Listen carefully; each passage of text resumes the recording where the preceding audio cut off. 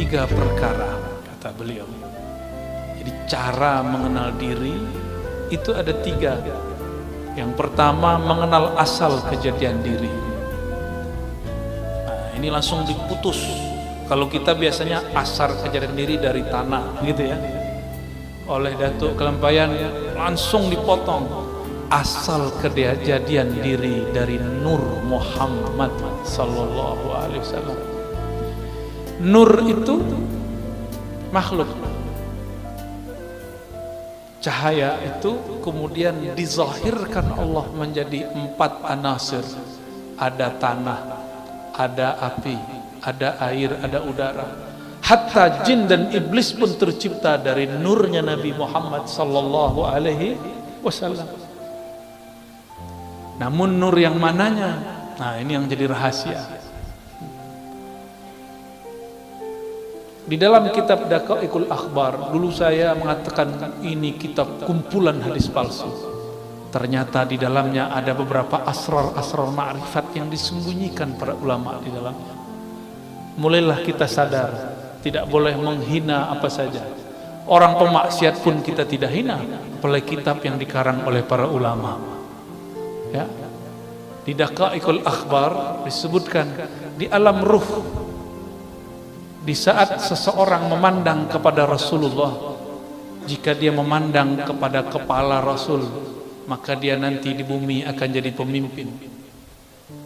Jika dia memandang dadanya Rasul, dia nanti jadi apa? Mandang tangannya Rasul, nanti jadi apa? Sudah disebut. Maka semua pekerjaan kita ini itu hanya ulangan dari apa yang kita pandang dulu di alam ruh. Saya duduk di sini, guru-guru ada di sini, jamaah ada di depan. Semuanya menunjukkan apa yang dulu pernah kita lakukan di sana. Cuma mengulang. Bedanya dulu ruh itu tidak laki, tidak perempuan. Sekarang kita jadi laki, bukan perempuan. Ada yang perempuan, tidak laki-laki. Jadi bagaimana cara mengenal diri yang pertama?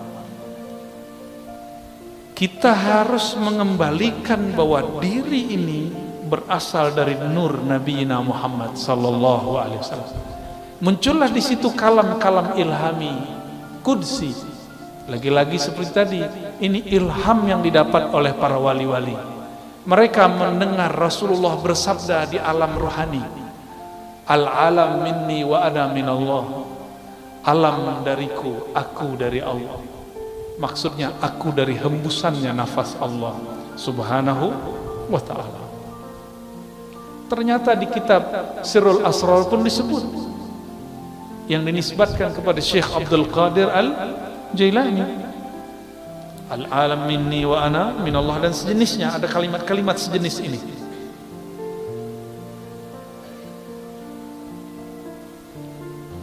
Seperti sabda Nabi sallallahu alaihi wasallam. Kedua, menyatakan dirinya dahulu daripada mati. Jadi cara mengenal diri yang kedua, mematikan diri sebelum mati. Mati apakah? Ini yang kita kaji malam tadi di mana namanya? Bumi Sholawat ya. Tapi karena tempat terbatas, nah kita bagi lagi sini. Sebenarnya saya belum pernah membaca kitab ini sebelumnya, kecuali judulnya ya, tapi tadi langsung khatam dalam waktu bersolawat, langsung selesai ya, dengan baca sanad segala macam. Kita tabarukan, minta ijazahan, saya minta izin secara rohani dan secara jasmani ya, jasmaninya tadi siang, rohaninya barusan. Ternyata isinya sama dengan thariqah saman yang dulu saya ambil waktu remaja, persis sama. Dulu guru kita baca 2 lafaz ini, man arafa nafsahu faqad arafa rabbahu, lalu mutu qabla an tamutu. Matikanlah dirimu sebelum engkau mati. Matikan dirimu secara makna, secara sifat. Jadi diri ini tubuh. Tubuh itu Allah tiupkan ke dalamnya ruh. Ruh itu membawa yang disebut sifat. Bernamalah sifat itu sifat ma'ani pada Allah, ma'nawiyah pada kita. Yang disebut mati maknawi, matikan sifat ma'aninya.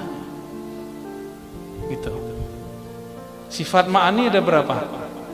7. Coba disebutkan apa aja? Qudrat, iradat, ilmun, hayat, sama, basar. Ya. Ma'ani milik Allah, tidak mungkin dimatikan. Maka yang dimatikan hanyalah sifat maknawiyah. Kaunuhu sami'an, kaunuhu muridan. Saya punya sama pemberian Allah.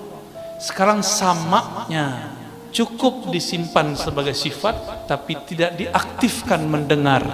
Disebutlah mati makna sifatnya, mati maknawi. Itulah mati sebelum mati. Ini yang melihat mata atau bukan mata? Nih, coba lihat. Saya yang datang ke mata bapak saudara, atau matanya yang datang ke saya? Atau bukan dua-duanya? Tapi ada cahaya. Kenapa ada orang coba mata dipejam? Ingat Monas, kelihatan? Berarti ada yang bisa melihat selain mata ini. Coba pejam mata, ingat orang yang dicinta. Sebentar aja Pak. Buka mata, masih kelihatan? Bisa.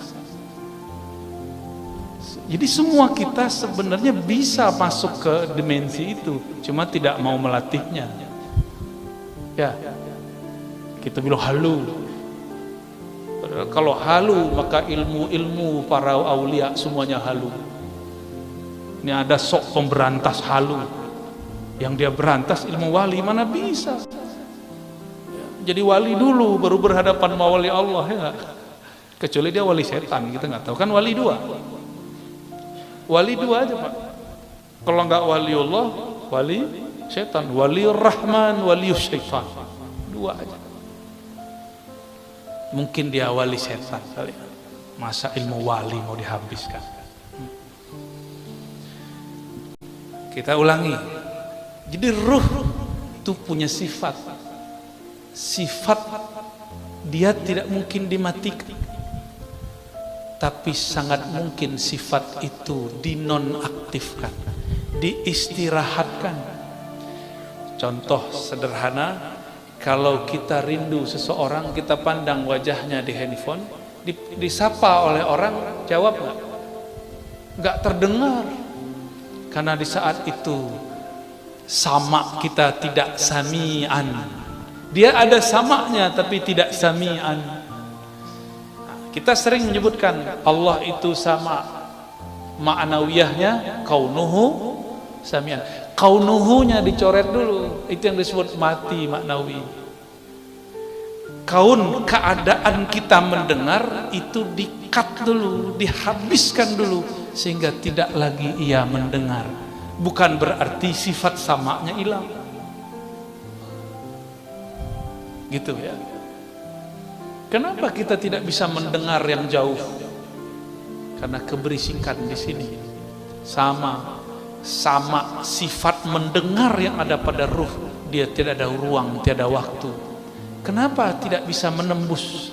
Karena terhalang oleh pendengaran ini. Nah, pendengaran ini, pandangan yang ini, lisan yang ini, kudrat iradat yang ini yang harus dilebur dulu. Itulah mutu, matikanlah maknawiyahmu sebelum engkau betul-betul mati secara tabi'i ataupun hissi. Itu maknanya ya, mutu qablaan tamutu. Ini boleh disebut dengan ruknut thariq, rukun thariqah nomor 2 itu.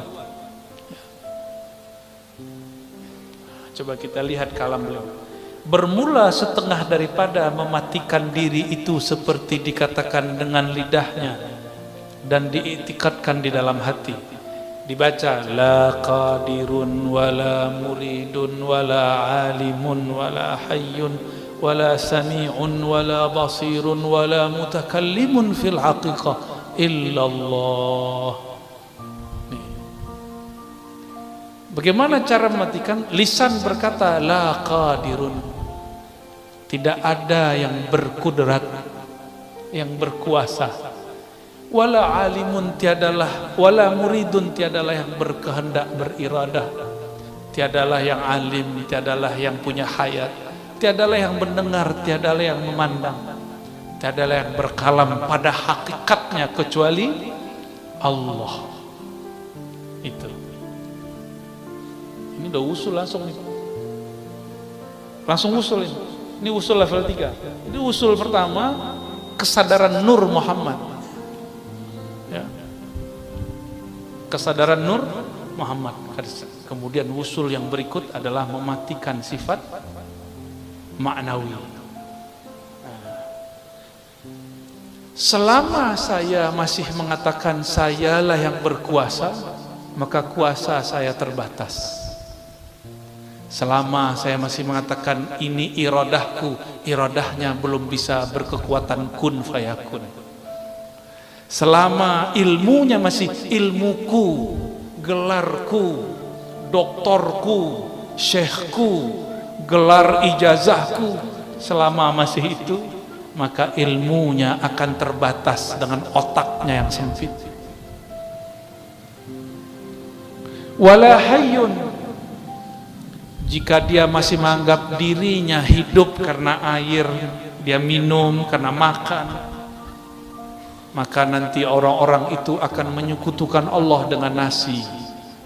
Nanti ada masa di akhir zaman, paceklik, orang-orang tidak bisa makan karena tidak ada yang dapat dimakan. Di saat itulah turun keluar Dajjal bawa makanan. Akan banyak nanti orang ganti agamanya karena meyakini hayatnya ada pada makanan. Ashabul Kahfi selesai di bidang ini, maka dia mengatakan hayat kami di tangan Allah. Hayati, hayatuna, hayatullah fil haqiqah. Maka dengan itu Ashabul Kahfi 309 tahun pun masih Allah hidupkan. Maka mereka itu aulia-aulia kekasih Allah yang karam fana dalam sifat hayatnya Allah subhanahu wa ta'ala. Coba ada orang tidak makan sebulan, mati Pak? Mati ya? Betul? Benar? Orang yang mati kebanyakan nggak makan ya? Emang orang mati minum kan nggak juga? Tapi secara lahiriah kita memandang banyak orang mati karena kelaparan. Tapi kenapa Ashabul Kahfi 309 tahun tidak mati? Karena hayat itu milik Allah. Kalau Allah belum ambil ya nggak mati. Wala sami'un wala basirun. Kalau pendengaran ini 10 meter sudah tidak terdengar. Tapi kalau sami'nya sudah dimatikan, maka Allah lah yang mendengar. Allah memperdengarkan kepada kita. Inilah yang disebut kasyaf sam'iyah. Kasyaf secara sama. Disinilah banyak para wali mendengarkan kalimah-kalimah. Inilah yang terjadi pada orang yang bermimpi mengatakan, aku mendengar Rasulullah bersabda, man arafa nafsahu faqad arafa rabbahu. Dicarilah oleh ahli hadis, di mana ini hadis? Tidak ditemukan di kitab hadis manapun. Ternyata itu kalam Sayyidina Muaz ketika bertemu Sayyidina Nabi SAW secara ruhani. Karena samaknya bukan lagi samak yang ini. Coba datang ke Raudhah, datang ke makbarah Nabi SAW, bisa dengar Nabi? Coba baca salam, Assalamualaikum ya Sayyidina Rasulullah, bisa dengar jawabnya? Karena pakai telinga ini. Coba matikan samakmu, engkau akan mendengar Nabi menjawab. Ya. Kenapa ziarah terasa hambar? Karena ziarah baru dengan sifat maknawiyah kita, belum dimatikan sifat maknawiyahnya. Jadi ini tips kalau mau ziarah kubur, pakai ilmu mutu qabla an tamutu, matikan sifat maknawiyahnya sebelum engkau betul-betul mati. Lalu di paragraf berikut halaman ketiga fana sekalian diri. Ini thariqah ketiga ya, untuk mengenal diri. Ketiga fana sekalian diri itu di dalam kudrat Allah dan iradat Allah dan ilmu Allah, seperti firman Allah, kullu syai'in halikun illa wajhah. Segala sesuatu halik. Apa arti halik? Binasa, mati. Halik itu nama lain dari mati, hancur, binasa, karam. Illa wajhah, kecuali wajhullah. Jangan dibayangkan wajah. Apa makna wajah? Fungsi wajah apa, Pak? Kita memandang dengan wajah atau memandang dengan apa? Ini di belakang namanya apa? Ini adalah leher. Kita memandang dengan wajah atau dengan leher? Memandang dengan wajah atau memandang dengan tangan? Apakah memandang dengan lutut? Tidak. Maka disebut ini wajah adalah alat untuk memandang dan objek untuk dipandang. Kalau guru dulu melamar, itu memandang wajah atau memandang lantai, guru? Memandang wajah, ya? Yang dipandang wajah. Lalu disebut wajhullah. Apa makna wajhullah? Jangan, Allah itu bukan jisim, bukan fisik, bukan benda, juga bukan benda-benda metafisik. Yang penting Allah bukan sesuatu yang dapat digambarkan. Apa yang terbayang di pikiran Allah, tidak begitu. Begitulah akidah Ahlus Sunnah. Lalu apa yang dimaksud wajah? Maka ulama kita mengambil makna wajah itu adalah hakikat ihsan. Engkau beribadah kepadanya seakan memandangnya. Allah tidak punya fisik seperti ini. Maka kapankah seorang hamba memandang kepada wajahnya? Di saat seorang hamba memandang ke dalam wajah kolbunya. Kolbunya Bani Adam, jika dia hidupkan nama Allah di dalamnya, itulah wajhul asma, wajah nama Allah subhanahu wa ta'ala. Maka nanti di saat semua kolbu mati, hanya kolbu yang di dalam kolbunya terpancar wajah nama Allah yang tidak binasa. Ya. Tiap-tiap sesuatu binasa melainkan zat Allah. Nah, beliau mengartikan wajah di situ zat Allah. Namun saya mengurai bahwa wajah di situ bisa diartikan nama, bisa diartikan fi'il af'al, bisa diartikan sifat, dapat diartikan zat. Adakah nama tanpa zat? Nama beliau ini ada karena memang ada zatnya. Kita sebut guru yang alim. Alim itu sifat. Karena ada gurunya, maka ada alimnya. Coba bayangkan alim tanpa ada orangnya. Bisa? Ini warnanya apa ini? Putih, hijau. Apa ini? Hijau, kita sebut hijau. Tembok hijau, kaligrafi hijau. Sekarang bayangkan hijau tapi tidak ada kaligrafinya. Bisa? Tak bisa. Baju saya putih. Coba pisahkan putih dari baju. Bisa? Tak bisa. Maka maksud Datuk Kelampaian mengartikan zatullah itu tercakup pada nama, sifat, af'al dan zatnya. Gitu ya.